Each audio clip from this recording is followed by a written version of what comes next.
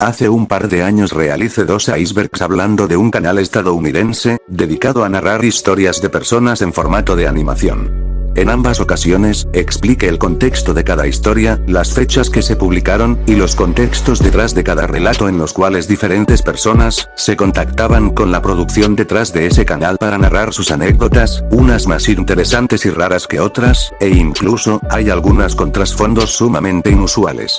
Así es, la cuenta a la que me refiero, es a la cuenta de Storytime Animated. Pese a que, como ya dije, le dediqué 2 icebergs en el año 2024, un top sobre las historias de Story, no vendría mal si les soy sincero. A diferencia de la vez pasada en el que colaboré con el alcalde de Perú, esta vez yo narraré todos y cada uno de los puestos de este top. A continuación, hoy les presento el top 10 historias más interesantes e intrigables de Storytime Animated.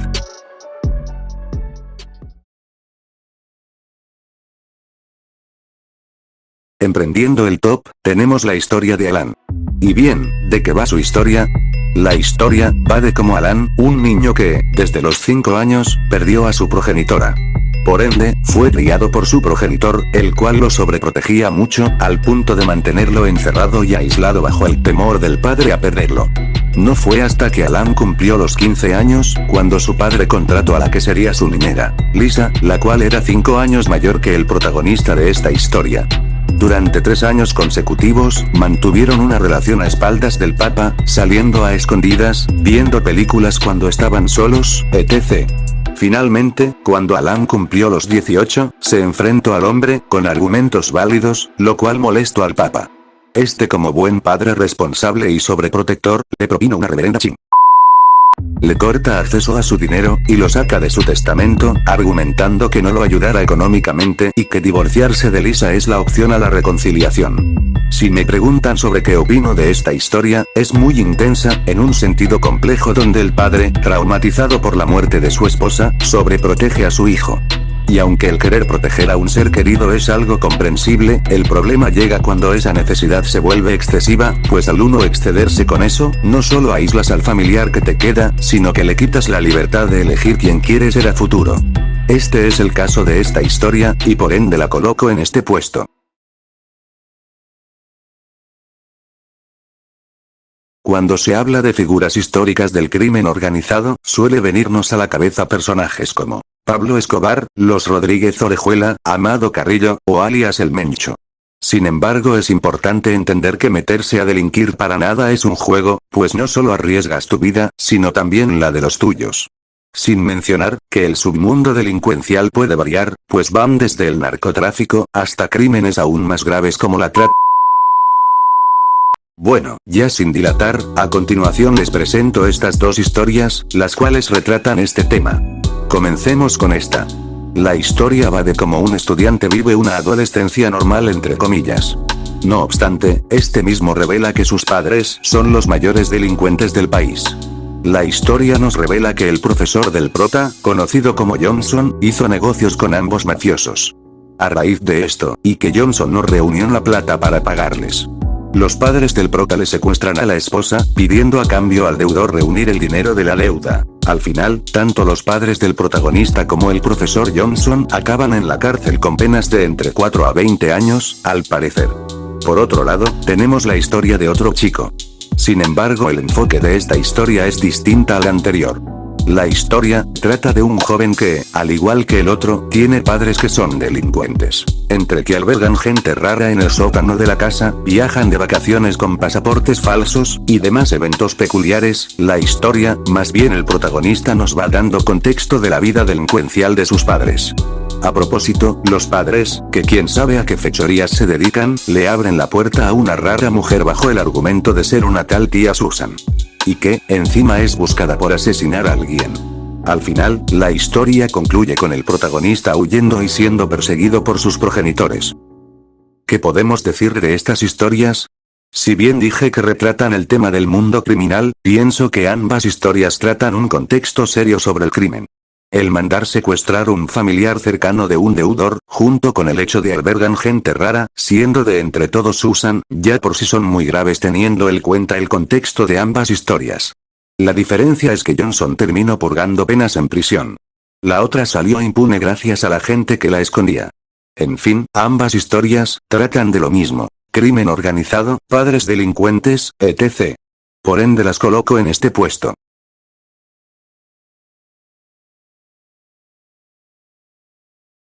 Acá quisiera dejar algo bien claro. Cada vez que ustedes vayan a hablar de un tema grave, abórdenlo con la máxima seriedad posible. Con hechos concretos, y no mediante la desinformación o el amarillismo. Porque precisamente por el hecho de no informarse bien, muchos youtubers son tildados de hambreados, amarillistas, sensacionalistas, desinformadores o fuentes cero confiables. Bueno, ya sin extenderme, procederé a presentar la siguiente historia. La historia trata de una joven de 16 años llamada Lily, la cual nos cuenta que sus progenitores la vendieron a un traficante de infantes, cuando ella tenía la edad de 8 años.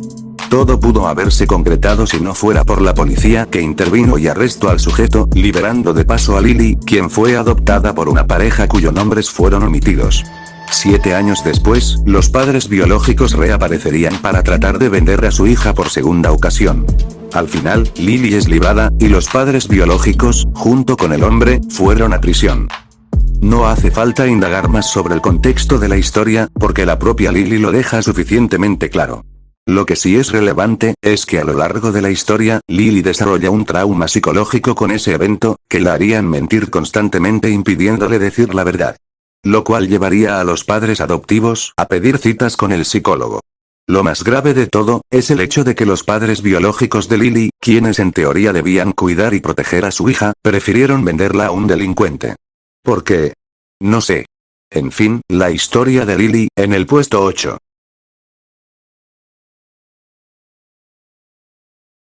Si vieron la primera parte del iceberg de Storytime, se darán cuenta que los productores metieron referencias, auto-homenajes, easter eggs, valga la redundancia. Historias con guiños interesantes a decir verdad. Por ejemplo, hay una historia en el que se hace mención a Rose y Jack en el Titanic. En fin. La historia a continuación, trata de un mocoso de 12 años de edad, el cual vivía en un orfanatorio. Esto debido a que sus padres lo dieron en adopción, bajo el argumento de que no era bueno para ellos. Después, es adoptado por una pareja que lo llevan a su casa. Lo más interesante es que aquí se nos presenta el curioso hecho de que el prota tendría 10 hermanas. En fin. Luego el prota de la historia adopta una postura victimista, afirmando que su familia adoptiva no lo quería, más sumado al nacimiento de un nuevo miembro, él decide desaparecer. Ya al final, la familia ubica al protagonista en una cafetería, disculpándose con él y de esta manera cerrando la historia. Una historia interesante, con referencias a la profanada y putrefacta serie de Nickelodeon, The Loud House. Y además en el video original, hay comentarios de gente comparando la historia con la serie de Chris Sabino. Y algunos van incluso más lejos, pues resaltan la historia del prota como una calca de The Loud House. La historia del chico que vive con sus 10 hermanas adoptivas, puesto número 7.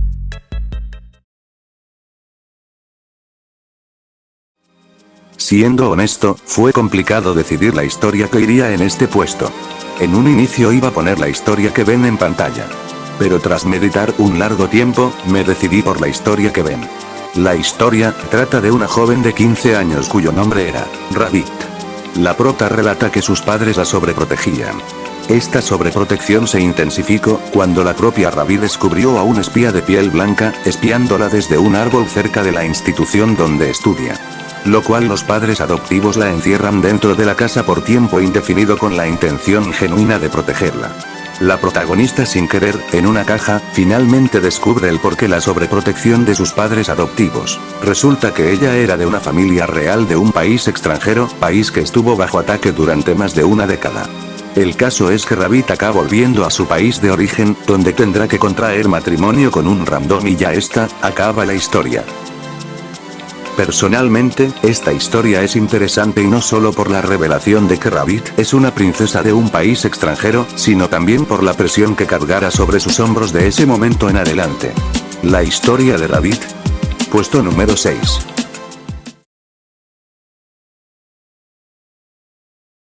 En el quinto puesto, voy a colocar las dos historias que ven en pantalla.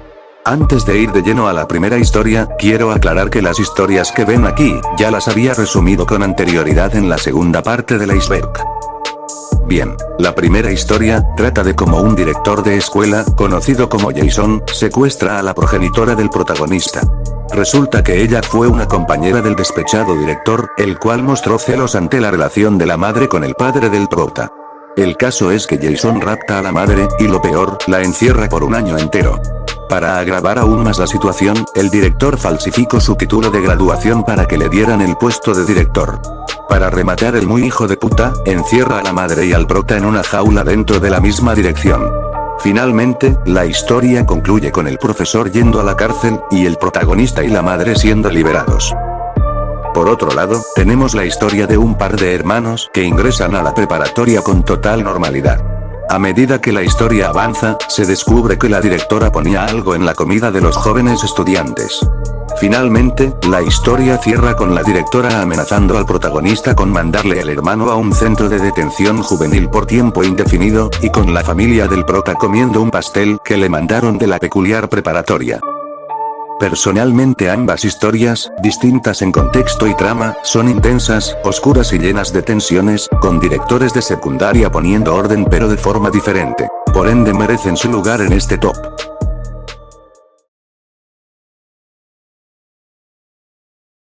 La hermandad biológica es el vínculo de parentesco natural que existe entre dos o más personas que comparten los mismos progenitores. La siguiente historia, trata de una pelirrubia de nombre Mary, quien nos relata la historia fraternal con su hermano mayor James. Según ella, su convivencia con James no era la mejor que se diga. Su hermandad estuvo marcada por la relación tóxica y destructiva con su hermano James.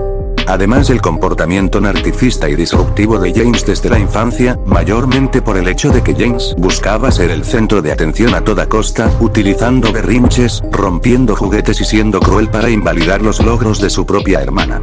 Además, cuando Mary contrajo matrimonio con Tom, James realizó un sabotaje a través de animales como roedores, serpientes y gases malolientes, lo cual causó ataques de pánico en los invitados.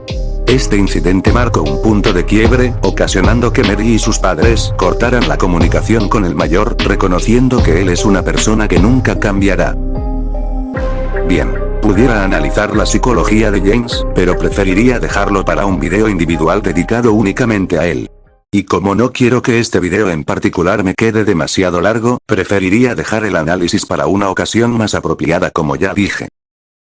La hermandad de Mary y James, puesto número 4.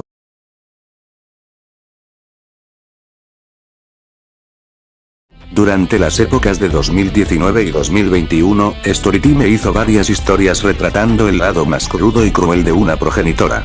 En este caso, la madrastra. De entre todas que el equipo de producción publicó, la historia que más me llamó la atención fue esta. Su vida en el año 2020, la historia gira en torno a una muchacha que, desde la infancia hasta la adolescencia, tiene que lidiar constantemente con su madrastra, la cual es Elena. Elena, a diferencia de otras madrastras, es extremadamente cautelosa.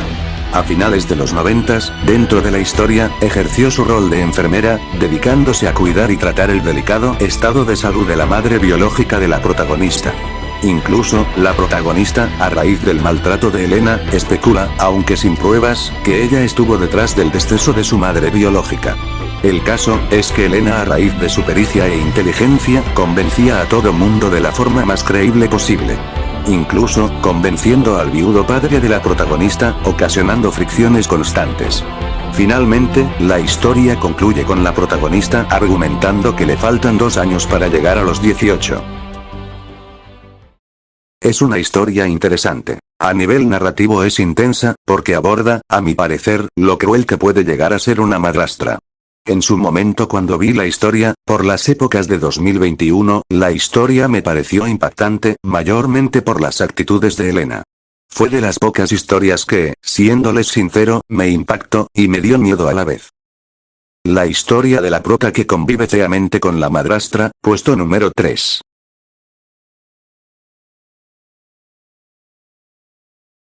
Un amigo de la infancia. No es solo aquel con quien solíamos jugar de niños. Fue guardián de nuestras versiones más puras, aquel que nos conoció antes de que el mundo nos obligara a usar antifaces sociales o profesionales. Aquel con quienes compartimos los primeros años de vida, con el que creamos lazos invisibles que, ni el mismo tiempo podría desgastar ni quebrantar. La historia que ocupa este puesto, trata de un trío que, desde recién nacidos, eran amigos inseparables. Los protagonistas eran Jens, la protagonista principal. Los otros dos eran Jack y John. Pese a que pasaron los primeros 10 años sin separarse, la separación llegó cuando Jens se mudó a otra ciudad por temas laborales. Jens, pese a que hizo amistades en su siguiente escuela, no fue lo mismo a cuando convivía con John y Jack. Ya en la adultez, Jens y John se reencuentran en un restaurante de comida rápida. Posteriormente una noche ambos serían detenidos por la policía y llevados a declarar. Cabe señalar que los tombos buscaban a John por presunto ladrón de bancos. Tras este evento, se descubre que Jack incriminó a su propio amigo, acusándole falsamente de robar bancos, por el hecho de que Jens no se fijó en él. Y si bien después de esto nada volvió a ser lo mismo, aún se siente la esencia incluso sin Jack. En lo personal, podría decir que esta historia representa las amistades que solemos formar desde niños e incluso que, a pesar de los años, los lazos permanecen inquebrantes. La historia de los 3 Jotas, puesto número 2.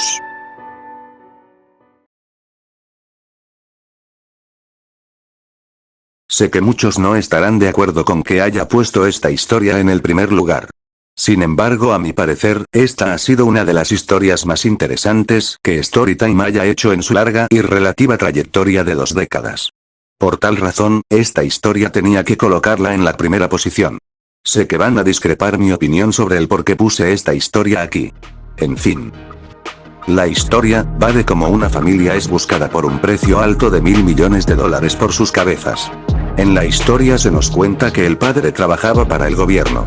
No obstante, no se explica con quiénes el padre hizo negocios. O sea, no se nos explica nada sobre lo que se dedica el padre.